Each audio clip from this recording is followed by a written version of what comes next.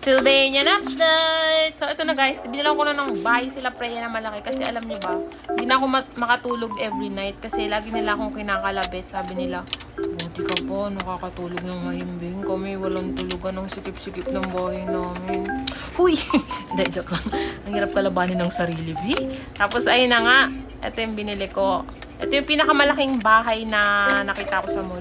Kasi, ang gusto ko talagang bilhin sa kanilang bahay is yung color green yung bubong. Kasi Yogi Heart, alam niyo naman green.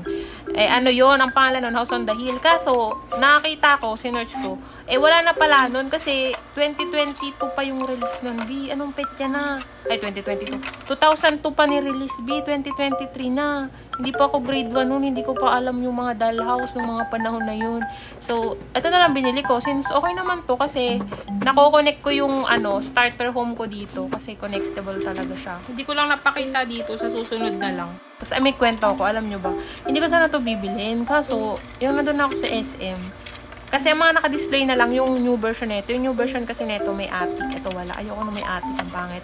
Tapos nagtanong ako kay ate. Ineme-eme ko lang kung meron ba. Kasi feel ko wala. Kasi ang naka-display na nga lang new version. Tapos nagulat ako. Naglabas siya nito. Old version. Meron pala. Laki-laki nito. Nasa dulo pa. Nahiya ko. Wala ko naman, hindi ko, nahiya ako Di binili ko na lang kahit, mabigat sa aking loob. Iniisip ko sa online ako bibili kasi sa online mas mura. Tapos marami ka pang, discount tsaka voucher lalo na pag nag-sale. Diba? Ay, sayang talaga. Pero okay lang yan. At least, ano bang natulong ko sa ekonomiya? Wala, gumastos lang ako. So, ayan, may ilaw siya, guys. Signan nyo, pag binuksan, diba? Walang kwenta, walang pinagbago, Ang maganda dito, ayan nalalagyan siya ng ilaw. Ayan which is nice. Kasi yung ilaw na yan, alam nyo bang magkano? Mas mahal pa yun sa, totoong ilaw namin sa bahay.